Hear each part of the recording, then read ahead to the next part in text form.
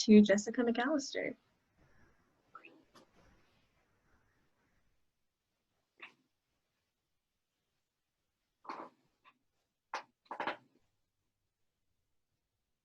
All right, here I am. There we go. Can y'all hear me okay? All right. Hi, everybody. It's just a pleasure to be here today. Thank you so much for this opportunity to talk about the profession of music therapy.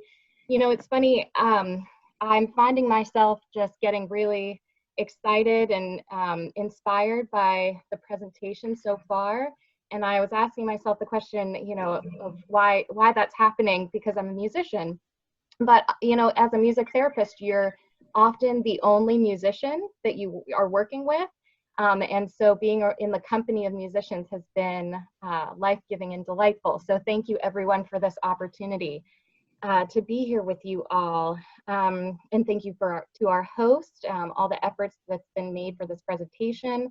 It's just an honor to be here with you all today in this virtual space. So what I wanted to do today is talk to you a bit about the profession of music therapy, how I found myself in this place in the profession of music therapy, which was, you know, similar to many who have shared, not the original plan. So this has been a joyful path to be on, and to share with you about all the ways that one thing led to another in the place that I am now, and also just some of the nuts and bolts of the profession. You know, who a music therapist is, what is music therapy, because being a music therapist is, you know, relatively young and new occupation, and that's evidenced by people often referring to me as, you know, the music lady or the girl that plays the guitar. And, you know, truly, people aren't meaning to be, you know, negative in the way. I believe that people are very positive, overwhelmingly positive about music therapy. I think it's just they don't know what music therapy is and what's possible. And so there's a lot that can happen just with a little education, and you know, some wonderful things that can happen. So I'm going to break down some of the topics and the nuts and bolts of that information, and the information of my particular practice, because music therapy is a profession that really spans a lot of different populations and settings. And, you know, just a little bit about music therapy within this COVID-19 time, to share with you some of the efforts that are being made there. So, you know, I wanted to start off by, you know, a little bit of give you a little bit of a taste of what music therapy is. You know, I'll be happy to talk with you and tell you about music therapy, but I couldn't miss the opportunity to show you a bit what music therapy is to kind of start things off. So Jacqueline, I apologize. I did not have this when we did our test run, so I hope this is okay. But what I did was I brought my guitar, because the guitar is a wonderful tool that's used in music therapy quite a bit. I learned playing guitar. I learned guitar kicking and screaming in graduate school. I said, I do not want to play guitar. They said, do you want to graduate? I said, yes, I want to graduate. They said, you need to learn how to play the guitar. And now I love playing the guitar. I love it. It's one of my most favorite instruments I've ever learned. It's so handy in a session where you can just bring it with you, strap it on your back, and you've got the opportunity to make music with someone. You know, other instruments are definitely used and wonderful in a therapeutic setting, but the guitar is great. I don't want to put it down so you can see a little bit of my strumming, but here's what I'm going to ask of everybody here. If you feel comfortable to video mute yourself so that we can see you and we can see your face. There are some people's faces that I see here already, but we're going to take this chance to, you know, we've been sitting for a little while, so we want to kind of reinvigorate our bodies, and we want to be able to find community in this place, which is often, you know, these days it can feel very isolating, but this is an opportunity to find community with one another. So I see a lot more faces. Hello, everybody. And this is going to be a way that, often sessions in music therapy are started. We call this a hello song. So this is a way to initiate a session and to have a lot of wonderful goals being met just to start things off. So that we're going to have ourselves a little hello song here together today. And all you have to do is follow the directions that are going to happen in the song. Namely, what you're going to do is give a wave. So everybody show me that. I want to see all those waves, if you don't mind. Oh, that's delightful. What a happy screen. Oh, I love it. All right. So here we go now. Let's say hello. Let's wave. Hello, hello. How are you today? Hello, hello. How are you today? Hello, hello. Yes, hello. Let's make some friends today. All right, here we go. Wave them high, really high. Wave them low. Wave them fast, really fast, fast, fast, fast, fast, fast, fast, fast, fast, fast. Wave them nice and slow. Oh, that looks good. Very nice. Wave them high, wave them low, wave them fast, wave them nice and slow. Beautiful. Hello, hello, how are you today? Hello, hello, how are you today? Hello, hello, yes, hello. Let's make some friends today. Now here we go. If you love music, give your nose a little tap, tap, tap, tap, tap, tap. If you love Towson, give your pat a little pat, give your pat, pat, pat, very nice. If you love springtime, give your head a little wiggle, wiggle, wiggle, wiggle, wiggle, wiggle. If you love sunshine, give yourself a little giggle, give a little giggle. Let's do one last wave. Hello, hello, how are you today? Hello, hello, how are you today? Hello, hello, yes, hello. Let's make some friends today. Very nice. Give yourselves a round of applause. Fabulous. All right. Wonderful job, everybody. So, even in this virtual space, a little song like that probably would be most appropriate with, potentially a population of younger children, let's say, but also, a population of children maybe diagnosed with autism that struggle and have those challenges socially. Waving hello is a very safe thing to do. It's not entering into someone else's space in a way that might feel uncomfortable. It's also mirroring a very popular custom in a way that we want to teach, a child that might have autism that struggles with that interaction piece. Wave hello. When you say hello to someone, you want to wave and you want to learn that skill. But for us in this setting, to give us a chance to kind of move our bodies around a little bit, to find some community in this place where we're all kind of on our own individual screen, can be helpful, in a time of isolation or separation. So there's a lot that can be done, using, a song you can adapt to another situation, but to look for the things that are happening within the song. And so I'll touch on this a little bit more about music therapy. But what, in a nutshell, what music therapy is doing is taking the music. What are we doing? How are we using the music to meet these non-musical goals? Really, that in a nutshell is what we're looking at as music therapists. How music can be used in ways to meet those non-musical goals and objectives. So I'll touch on that a little bit later in the presentation, but thank you for joining me and participating as we said hello to one another in this setting. Uh, so before diving into some of this general information about the profession, I did want to share with you a little bit about my own particular journey, and to give you some background information into that, and my journey through the field of music in general to this point. I've been a lover of music my whole life. My mother was a musician and exposed me to music from a very early age. One of my earliest memories of music instruction was piano instruction. My mother is a pianist and a vocalist, and so she had me start piano instruction pretty early. But it was only until when I was a little bit older of a child where she said, "Jessica, you know what? I just want to let you know that I wasn't really honest with your piano teacher." I said, "What do you mean?" And she said, "Well, you know, your piano teacher, she wasn't letting children begin instruction in her studio until they were 4 years old.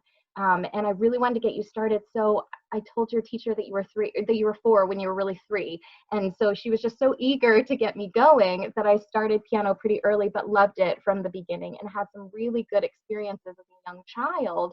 Not only from a wonderful piano instructor, but my mom, who she and I would share music together, you know, as early as I can remember. And so from very early age, positive memories and positive interactions and experience and exposure to music. Uh, but throughout my life, I've had the opportunity to be involved in many different settings of music making, both instrumentally and vocally, and I find myself very grateful for that almost every day. Along with my piano instruction, I'm also an oboist, and I've loved my time as an oboist, just really loving that fit within the group music making setting. And then throughout my childhood, high school years, college years, I've had the opportunity to participate in so many different ensembles, choral ensembles, musical theater, bands, orchestras, and that's been wonderful. But because of this wide range of music opportunities, you know, I look back and I see how all forms of music have been really powerful and central in my life. Um, you know, from an early age, I was able to experience how music had an effect on me, an effect on my feelings, the effect on it, and a role of how I engaged socially with others, you know, providing opportunities for me to increase my cognition as a young child and then growing, and so many other things. You know, I felt confident in understanding that, you know, I loved the fact that music could be bigger than myself, bigger than me, and that it had the power to do a lot more than just one person could do. You know, there's so much that happens in the music making experience, and I always loved that.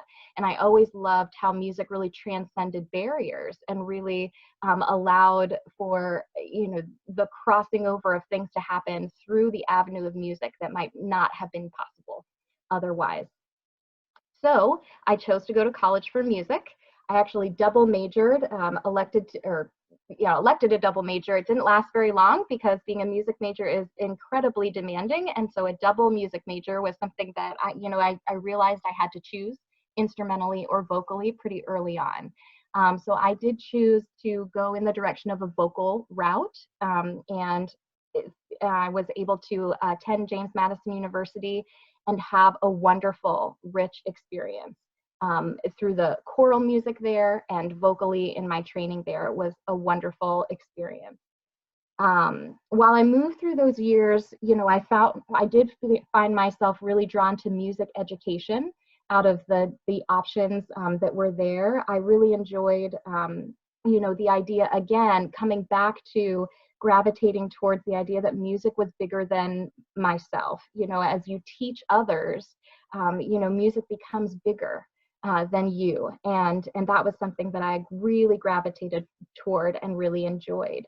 But as I was about to graduate and really looking into, you know, student teaching, and we're having the discussions. Okay, so what's going to happen after school?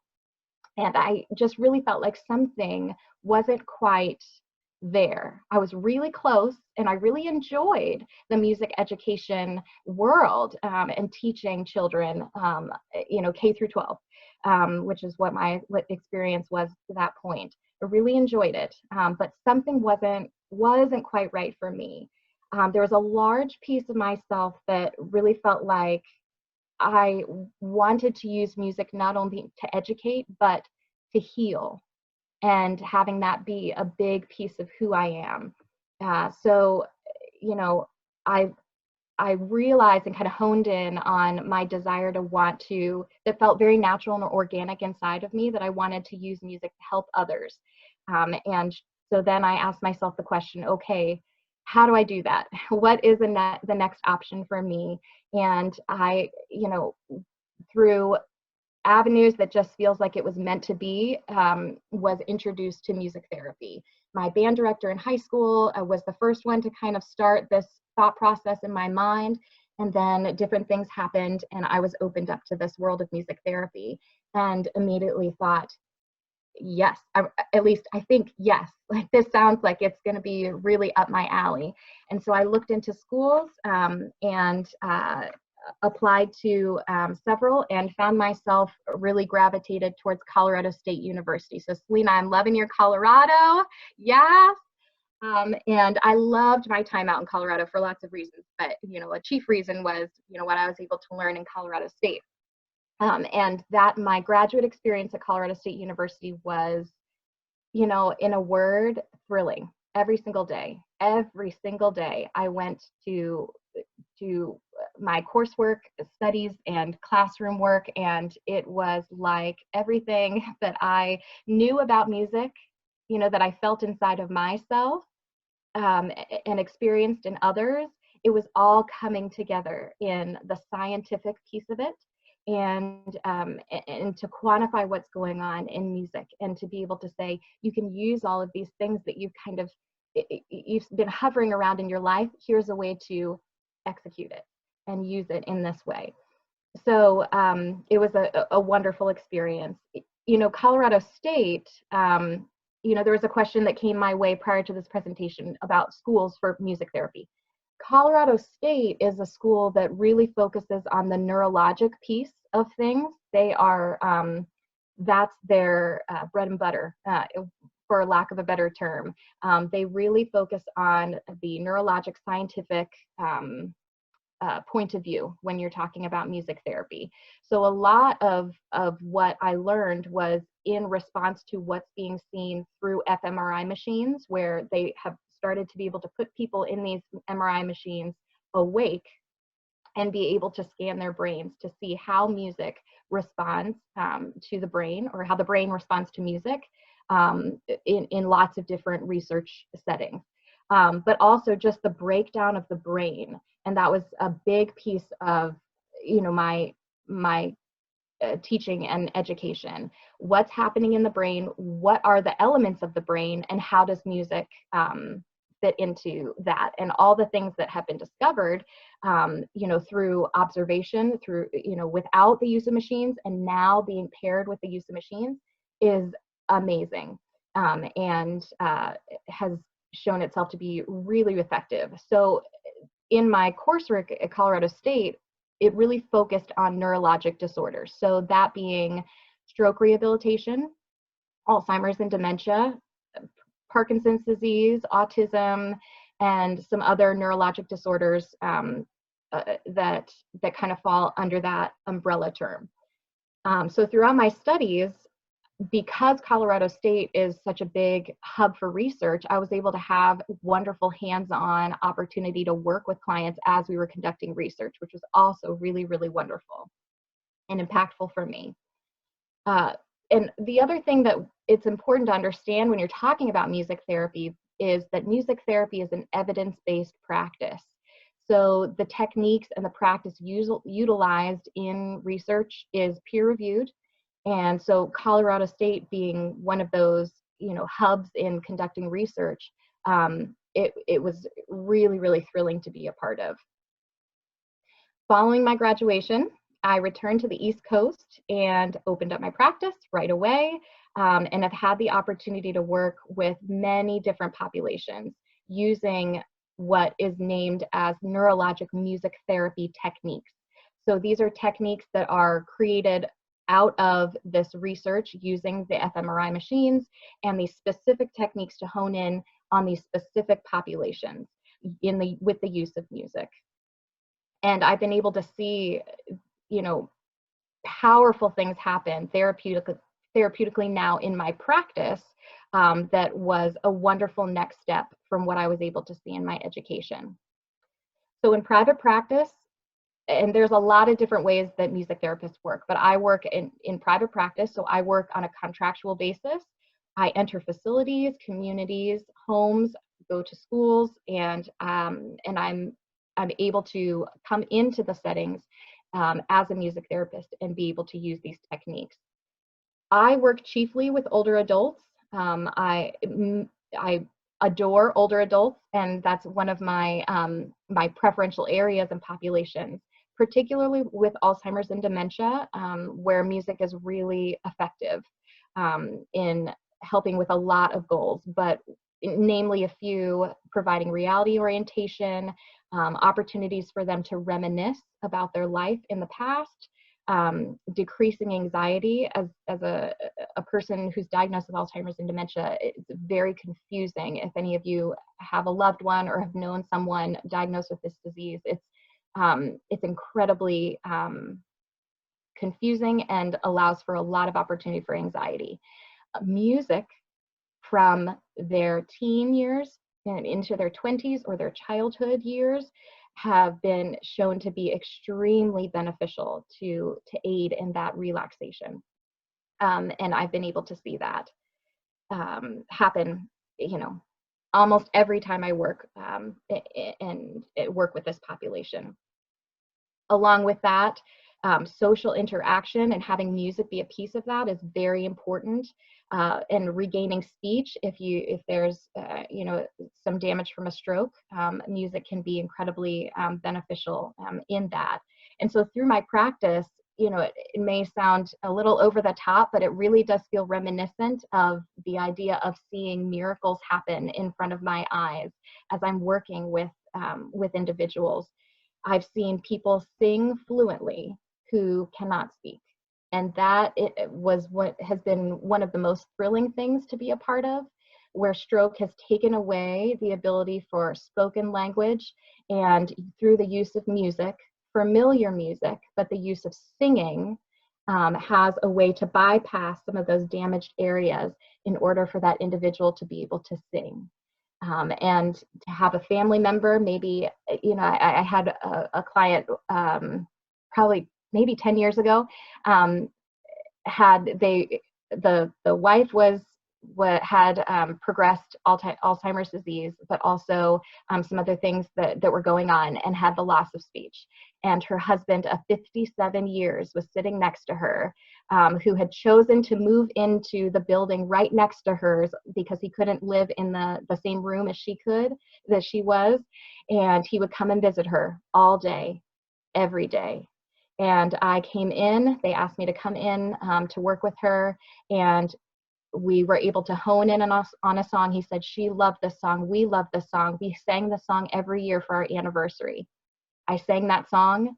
She was able to sing fluently with me, and the tears were running down his face to hear his wife's voice again. So things like that happen through my work make it so that, you know, a situation that has a lot of difficulty, a lot of sadness, a lot of grief, a lot of loss, can have the potential to bring a lot of joy and a lot of healing and a lot of the ability to regain things that were lost. Not that we were able to turn back the hands of time, but that we're able to give a gift through music, and that can happen in a lot of different ways. But just in this situation, it was through that speech. So, you know, I kind of touched on it a bit, but you know, the ways that music responds to the brain, and the brain responds to music, and what happens in that is incredibly powerful. And if you have any other questions kind of to further go into that neurologic process of things, I'd be happy to answer the question. I don't want to go too far into it in this presentation, but I would love to talk about it, because anytime it's fascinating. I could talk about it all day, every day, truly. But as we kind of go into the nuts and bolts of what music therapy is, I wanted to just point you in the direction of the website for the American Music Therapy Association. This is our national organization, and their website is wonderful, and it has a wonderful amount of information for somebody who's seeking information either as a profession or trying to find a music therapist to work with them or their loved one. So I'm going to share my screen here just to show you what it looks like. And here we go. Can you all see that? So this is the American Music Therapy Association website. Their address is musictherapy.org, or the association goes by amta.org. But as you can see in this toolbar up here, there's wonderful drop-down menus asking a lot of these really common questions. What is music therapy? Who are music therapists? Lots of resources there. If you are someone who's looking into the field of music therapy, this section here is really great.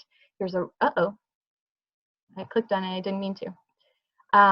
This is more about research, things that are going on, and there is a tab down here where it says Find a Music Therapist.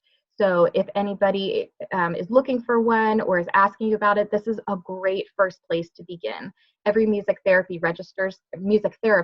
registers themselves, where they live, what populations they specialize in, and that can be a great opportunity to have that first step to find someone.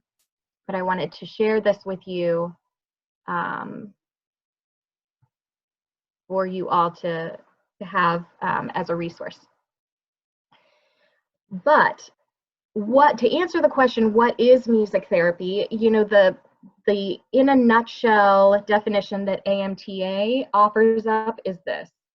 Music therapy is the clinical and evidence-based use of music interventions to accomplish individualized goals within a therapeutic relationship by a credentialed professional who has completed an approved music therapy program. Music therapy is an established healthcare profession in which music is used within a therapeutic relationship to address physical, emotional, cognitive, and social needs of individuals. Now, it goes on to give a little bit more information about, first there's an assessment, and then there's treatment, and you know, what the further processes are. But you know, if you're interested, you can find all of that information on the website, and they do a wonderful job of describing it. Now, some of the populations that have shown themselves to be most beneficial for music therapy would be, in the list following, children, for lots of different reasons, but a big population is children with autism. Music therapy has shown itself to be extremely beneficial. Adolescents, adults, elderly with mental health needs, that could be, you know, a wide gamut. Developmental and learning disabilities, Alzheimer's disease, and other aging-related conditions, substance abuse, brain injuries, physical disabilities, acute and chronic pain, and mothers in labor. Another really budding specialty in music therapy is music therapy within the NICU setting, which is something that's very exciting. There's been a few music therapists, and this is really out of Florida State University. This is kind of their hub for NICU training, where a pacifier has been invented that rhythmically vibrates for the infant. So that being paired with music and treatment to assist in the sucking, if that's something that has been difficult in that setting, along with lots of other benefits, but really exciting new things that are happening within the NICU setting. So where do music therapists work? They can work in a lot of different places, in a lot of different forms. Psychiatric hospitals are a big one, rehabilitative facilities, if that's physical rehabilitation, maybe following a stroke or some sort of traumatic brain injury, trauma, you know, wonderful things that music therapists are doing in those facilities. Hospitals, outpatient clinics, daycare treatment centers, mental health centers, drug and alcohol programs, hospice programs. I was fortunate enough to do my internship in the hospice setting, and that was wonderful. correctional facilities, schools, and then a big one is private practice for music therapists. So how does one become a music therapist? There are a couple big pieces that need to be in the puzzle before you can move forward as a practicing music therapist. The first is to complete an approved college music therapy curriculum. And then following all of your curriculum, you must undergo an internship. So that's 6 to 9 months long, pretty much full-time work, or it averages out to about 1,200 hours. But that must be in place for you to be able to sit for the board certification exam. Once that certification exam is completed and passed, then you are a music therapist board certified, MTBC. And then following that, you are free to practice. There are some states in our country that have achieved state licensure. Not every state is in this place. Maryland is not in this place. So being a music therapist, you're able to work in the field, you know, if you have passed that national exam. But for instance, in Georgia, where they have state licensure, there are additional hoops to jump through, which are wonderful to have, so that you are licensed in the state. There is talk now of having a master's level entry, and that is really something that is, you know, a difficult decision to have. So the profession is really talking about that, but is not yet come to a decision on that. So it is a bachelor's level entry at this point. Now, in the wake of COVID-19, I just wanted to spend just a few moments to talk about how music therapy and music therapists have jumped on this opportunity to be what we really are able to show that we can do, which is something we do throughout each day, is to be innovative and creative and flexible. And so the music therapy community has really worked very hard already in developing these telehealth opportunities and services so that the treatment is not interrupted. And that's something that I'm really proud to report from our profession, is that music therapists across the country are being as creative as they can be. For example, music therapists going outdoors in assisted living and you know, retirement communities where residents are out on their balconies, and on the ground level, there's music therapists with masks on, having a dance party and singing it out with them. You know, there's a lot of effort being made, and I'm proud to say that that is the case. I have been able to establish telehealth services with one of the biggest contracts that I have, where I'm able to see my residents individually and through group settings through telehealth, through a screen, and being creative and innovative alongside partnership with the community staff there that I'm very fortunate to say have been successful so far. So that is just a wonderful thing to report as well. Now, finally, I wanted to share with you just in closing about just something that has been a wonderful and recent event in my life that has really allowed me to just have one more kind of huge reason why I do what I do. You know, it's one thing to be a music therapist and to serve another family and you know, a client or a patient or a resident that you're not related to and you don't have this personal connection to. But just recently, it entered into my world and in my life in an incredible way that I wanted to share with you all. This past September, I received a call from my stepmother. My stepmother and my father both live on the Eastern Shore. They're both retired. My stepmother, who hardly ever shows any emotion, is crying on the other end of the phone. And I asked her what was going on, and she said, "Your dad had a stroke." And I was lucky enough and blessed enough, I got right into the car and I drove over to the emergency room. My dad is 62. He has no risk factors for stroke. He is a healthy individual that had healthy blood pressure and it spiked one day unexpectedly, and he had a brain bleed. I drove over to the emergency room. I walked into the emergency room, and immediately I could see and hear the damage to his brain, because he looked right at me and he couldn't speak to me. And my dad, if you know my dad, he is an incredibly social, incredibly verbal man, and he loves to talk. And he looked right at me, and all he could do was smile. He tried to open up his mouth, and no language came out of his mouth. And immediately I knew the damage to his brain. And knowing what I know is a reason to be fearful. You know, knowing what I've seen, seeing what I've seen, and knowing what I know, I had to ask myself the question, will my dad ever speak again? Then he was admitted to the hospital the next day, and I went back to the hospital the next day, but I was not empty-handed. I brought my guitar, I had my music, and I had the knowledge of my dad and his history. As a family, we sang a lot. He was not a professional musician, but he loved music. And so as a family that loved music, we sang a lot together. And we had a lot of songs that we sang together that we loved, that were our family songs. So I brought all of those family songs with me in my binder. I brought my guitar with me. He was in his hospital bed. I pulled a chair right up next to him. I pulled out my music and I said, "Dad, do you want to sing?" And he nodded yes.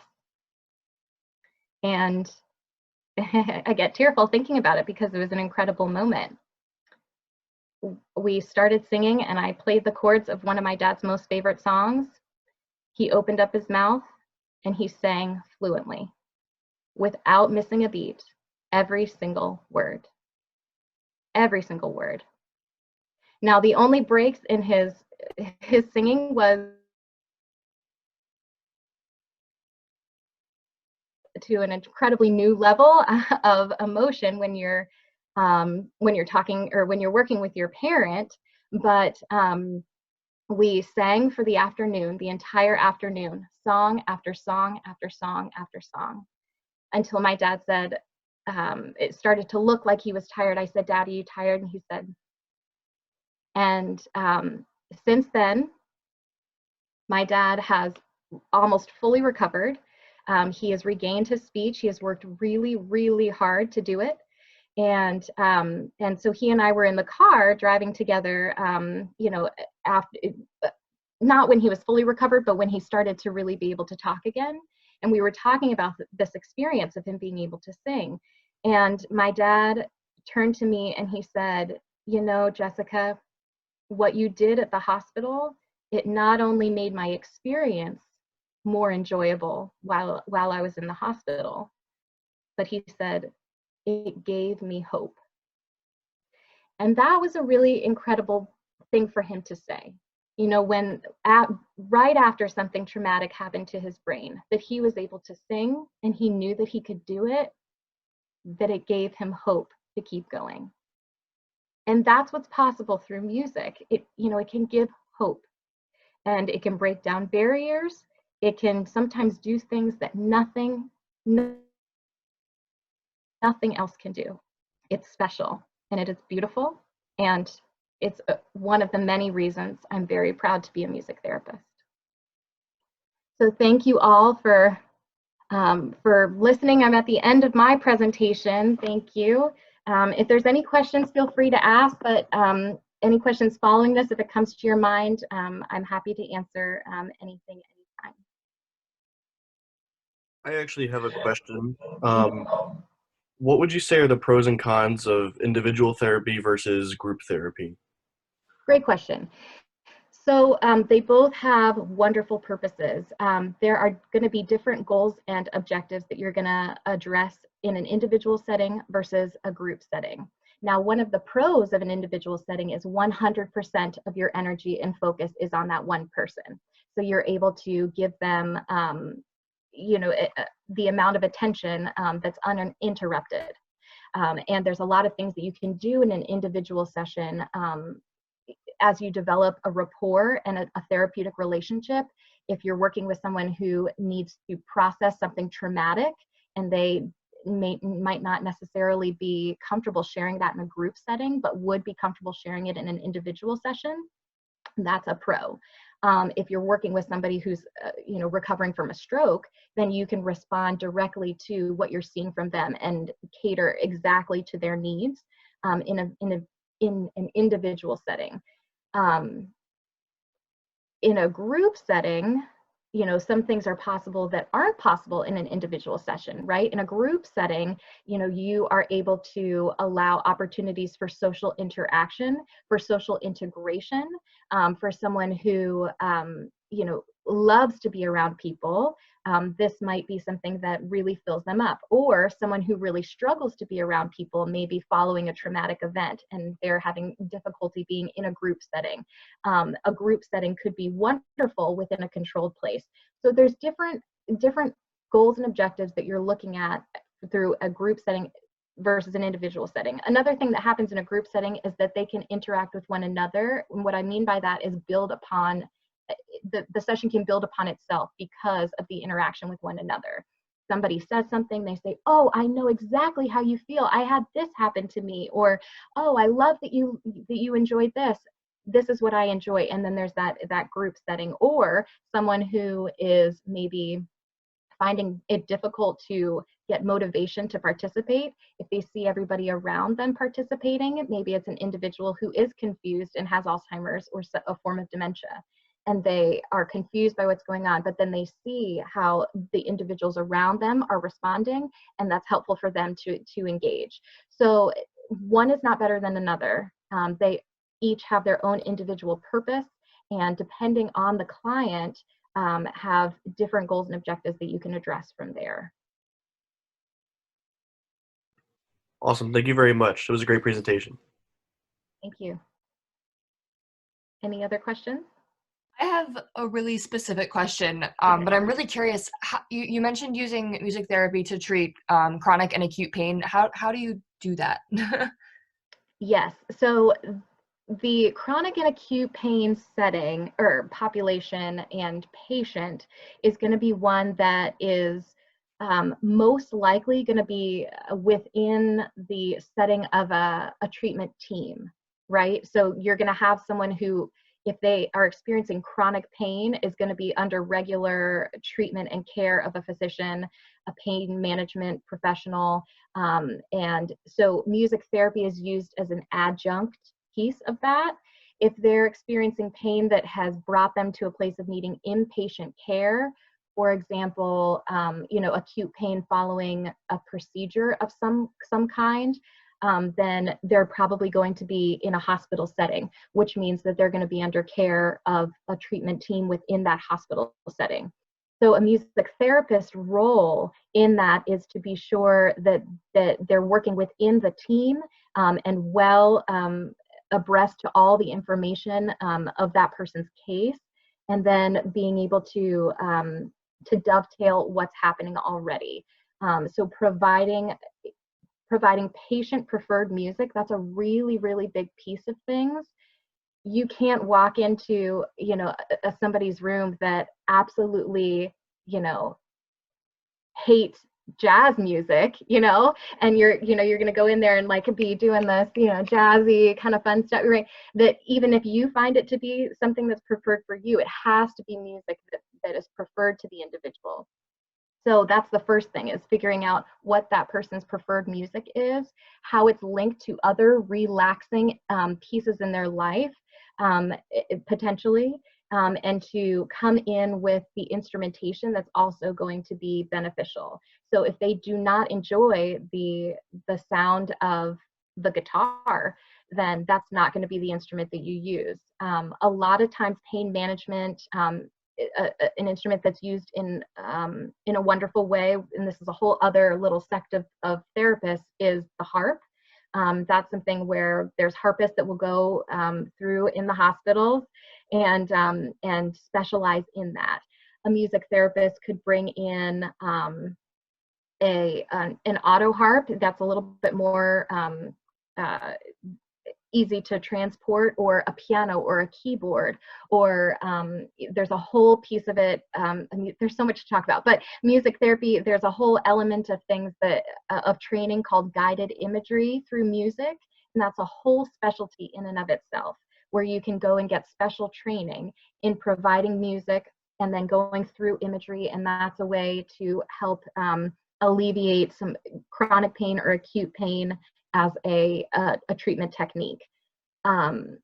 So, you know, I don't know how well I addressed your question, but it's really, in a nutshell, being a piece of a treatment team, and that population is one that really does require that, using that preferred music and using various techniques. That's going to be something that you'll learn in your music therapy curriculum or in additional trainings as you move forward. Thank you so much. And thank you for sharing your story. Thank you. My pleasure. Thank you. Any other questions? I'll just invite you all to email me, and maybe Jacqueline, you can be a point of reference for this. I am happy to answer any questions that pop into your head about music therapy. If you would like to discuss it, very happy to.